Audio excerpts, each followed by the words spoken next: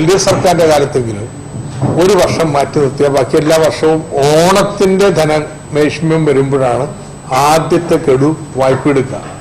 ഇത് ആദ്യ മാസം തന്നെ ധനകാര്യ വർഷം ആരംഭിക്കുമ്പോൾ തന്നെ വായ്പക്കുള്ള അപേക്ഷ കൊടുക്കുന്ന അവസ്ഥ വിശേഷമാണ്. അങ്ങനെ 2500 കോടി രൂപ വായ്പ എടുത്തപ്പോൾ കുറച്ച് പണം അതിന്റെ കിടപ്പുണ്ടാവും. അതുകൊണ്ട് ഈ ഒരു ദിവസത്തെ ക്യാഷ് ബാലൻസ് ഒന്നുമല്ല സംസ്ഥാനത്തിന്റെ സാമ്പത്തിക സുസ്ഥിരതയുടെ അളവുകോലായിട്ട് എടുക്കേണ്ടത്. അത് മൈതാന പ്രസംഗത്തിന് കൊള്ളാം, ഭരണത്തിന് അത് പറ്റില്ല. വരും 5 വർഷത്തിനുള്ളിൽ ഇത്തരത്തിൽ ഒരു 30,000-40,000 കോടി രൂപയുടെ നിക്ഷേപം നമുക്ക് കേരളത്തിൽ കൊണ്ടുവരാൻ പറ്റണം. അപ്പൊ അതുകൊണ്ട് സാമ്പത്തിക സുസ്ഥിരത കൈവരിക്കുക. അതിനിപ്പോൾ 2 വർഷമൊക്കെ എടുത്താൽ ആ പണി നടക്കട്ടെ.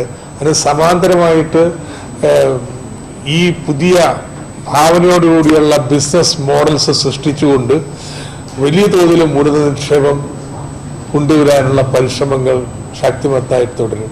കേന്ദ്ര സർക്കാരിന്റെ ഭേദഗതി ഇതൊന്നും ഞാൻ പഠിച്ചിട്ടില്ല. പുതിയത് നിലവിലുണ്ടായിരുന്ന നിയമപ്രകാരം സംസ്ഥാന സർക്കാരിന് ഈ മറ്റേതെങ്കിലും സംസ്ഥാന സർക്കാരിന്റെ ലോട്ടറി നിരോധിക്കാൻ അവകാശമില്ല. ഈ സംസ്ഥാന സർക്കാർ സ്വന്തം ലോട്ടറി നടത്തുന്നുണ്ടെങ്കിൽ ആ ധാരണയ്ക്ക് ഇപ്പോഴും യാതൊരു മാറ്റമില്ല. നമുക്ക് അവകാശമുണ്ടെന്നാണ് നമ്മൾ എല്ലാവരും വാദിച്ചുകൊണ്ടിരുന്നത്.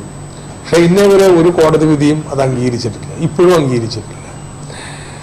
എന്നാൽ കേന്ദ്ര സർക്കാർ ഈ നിയമത്തിലെ വകുപ്പ് ഉപയോഗിച്ച് സിക്കിം ലോട്ടറിയുടെ വിൽപ്പന നിരോധിച്ചു. അങ്ങനെ ഇവിടെ മറ്റ് സംസ്ഥാന ലോട്ടറി ഇല്ലാതായി. അപ്പൊ ഇപ്പൊ നമ്മൾ ആലോചിക്കുന്നത് ഈ സാധ്യത കൂടുതൽ പ്രയോജനപ്പെടുത്തി കേരളത്തിലെ ലോട്ടറി കൂടുതൽ കാര്യക്ഷമമായിട്ട് നടത്തുന്നത് എങ്ങനെയാണ്.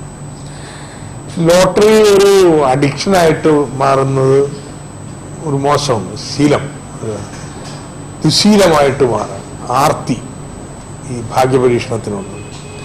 അങ്ങനെ ആർത്തി ഇല്ലാതാക്കുന്നതിന് വേണ്ടിയുള്ള നിബന്ധനകളാണ് ലോട്ടറി നിയമത്തിലുള്ളത്.